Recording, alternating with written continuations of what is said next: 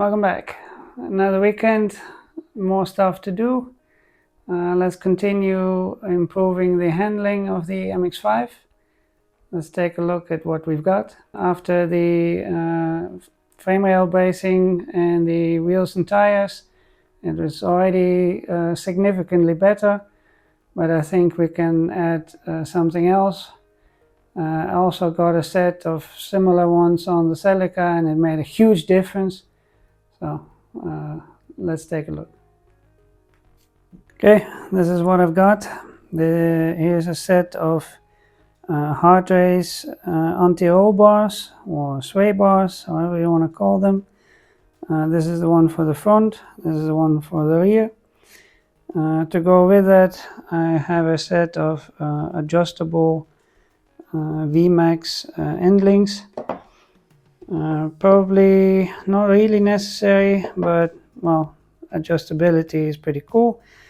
And these are the only ones that are, or at least that I could find here for a reasonable price, that use this type and not the metal bearing, as that seems to be very much not resistant to weather and dirt and stuff, and then they might seize. So this is kind of like the normal original ones, just you can adjust them. I already put them together off camera. They come with a bunch of different pieces, so they work with all generations, but apparently for the NB they all need to be like this. Hopefully that's correct. We'll see later on. When upgrading the front sway bar, especially with something what is much stronger than the factory one, there may be increase in force and wear on the mounting point. You can replace these with like heavy duty aftermarket replacements, but they are very expensive. So a cheaper alternative is to insert these blocks to get a similar effect. And we also have this brace that will go underneath it. We'll show this when we get to it. Before we go and put the bars on the car, maybe you don't know exactly what they are for and why I'm upgrading them. Here's a little explanation. Basically, the bar acts as a spring connecting both sides of the car, and basically it is there to prevent the car from rolling too much, hence the name. Basically, by upgrading this to a thicker, stiffer item, you increase the effect and therefore you keep the car more level. Now, I don't really have the means to properly show you a before and after, so instead here's a picture from a Donut Media video that shows off the different angle between no bar, the stock bar, and the upgraded bar. They have a little bit different one than I'm putting on the car, but the idea is the same.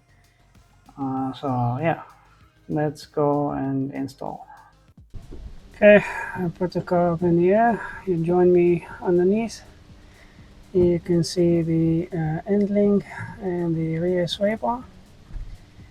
It seems this one was replaced not that long ago. It still looks very fresh.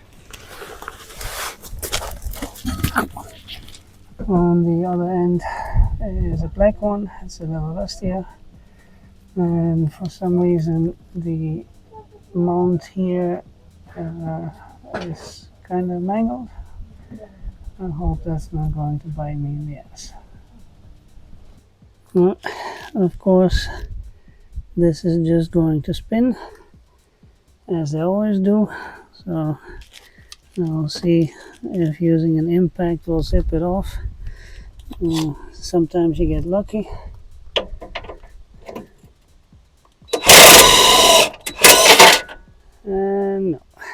not this time. Damn it.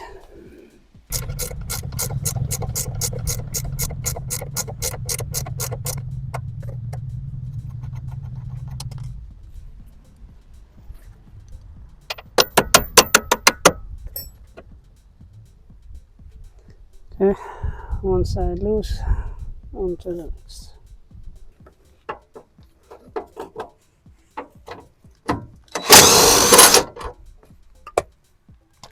Yeah. That one actually worked.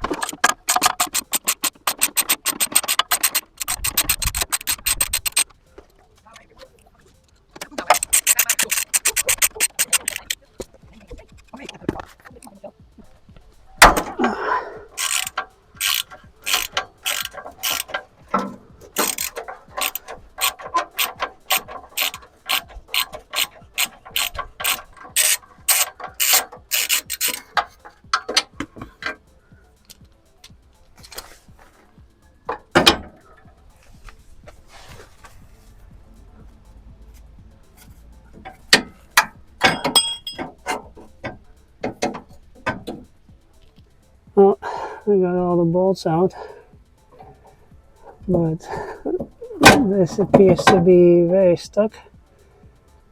It almost looks like it's welded on.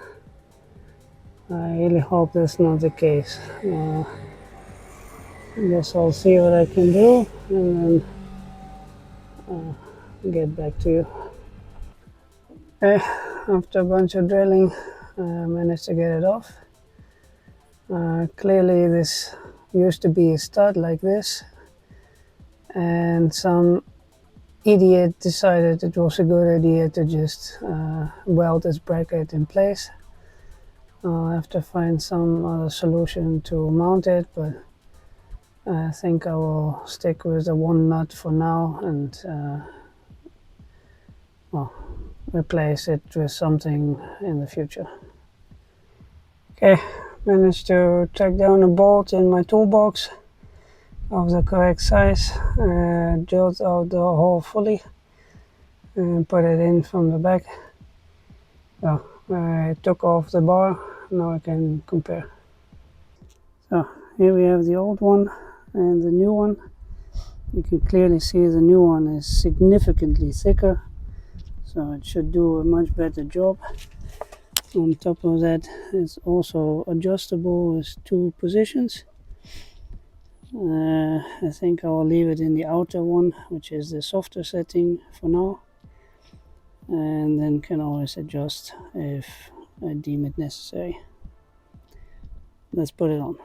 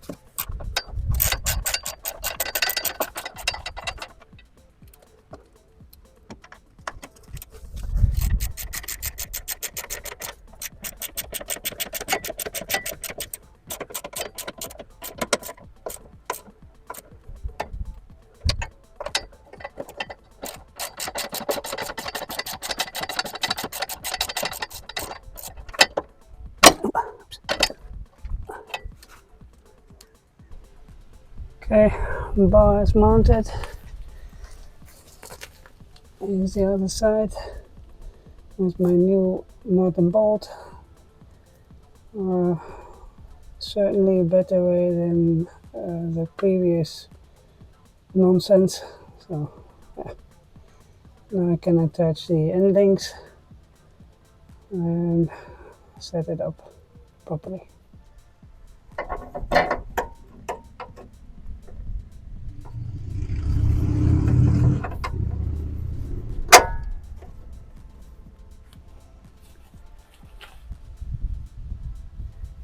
I've set them up to be roughly the same length as the original ones for now, as I know that length does not pose any sort of problems, and they can be adjusted later if needed. Adjustment should be done when the car is properly loaded, so on the ground. So I'll just attach everything loosely and then tighten up everything later. Okay, car is back on the ground. I used some wood to have it a little higher so I can actually reach things. As you can hopefully see, the bar is pretty much level, so that means I can now tighten these nuts so it does not change, and we can finally move on to the front. Okay, next day, time for the front. It's mounted here, goes all the way through there. I need to get this plastic bottom piece off, so let's do that now. So under tray is off. It's surprisingly clean, not all oily, so that's nice. Now we can access the sway bar, anti-roll bar, whatever, over here and on the other side. It looks pretty easy to remove, so let's do it.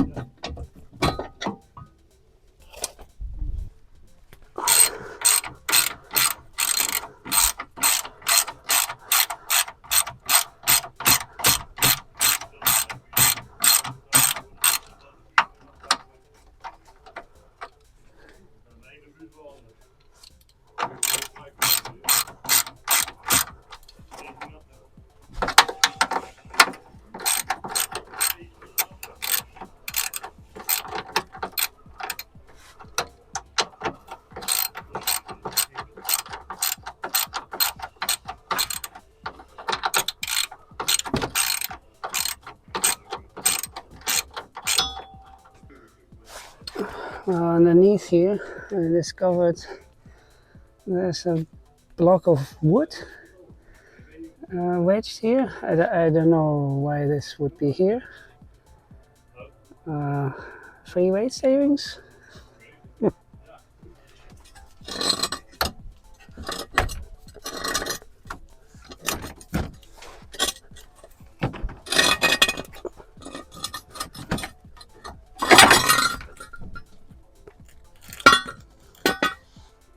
Here we can see the old bar and the new bar, which is again quite visibly bigger. I made the end links roughly the same size again, so let's put it all on the car. These are the brackets that the sway bar mounts to on the bottom right here. As hopefully visible it's sort of flimsy metal. When upgrading the bars to bigger ones, there is the possibility of this flexing. Will this really apply? I don't know, probably not, but it's cheap insurance. The blocks from the beginning of the video, we'll be inserting them here to stop it from flexing as much, and therefore eliminating or at least reducing the possibility of these snapping. The block goes in between here. It seems at least the European NB2 no longer has its power steering lines running through here, so this gap is actually not required.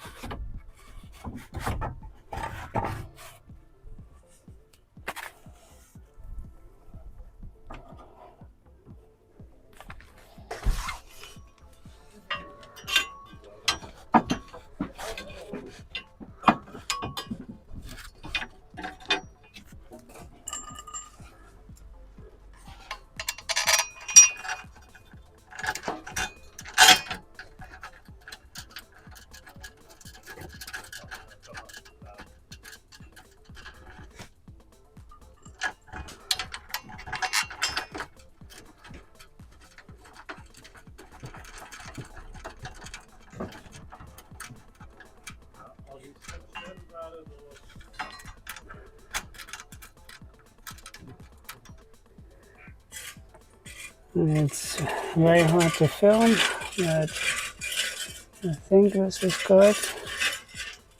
So now the other side. New bar in place. Can put the plastic cover back on and tighten everything up. And that'll be job done. Okay, just finished the test drive. It's a little hard to properly test around here because almost all the roads are straight. But what little I could test, definitely an improvement. So, worthwhile upgrade. It was quite a struggle, especially in the rear because of that welded nonsense. But, well, now it's solved. The front was okay. Bit of a job because of how it's set up and the additional stuff I added. Overall, not too bad. Pleased with the result. So, on to the next thing. See you in the next video.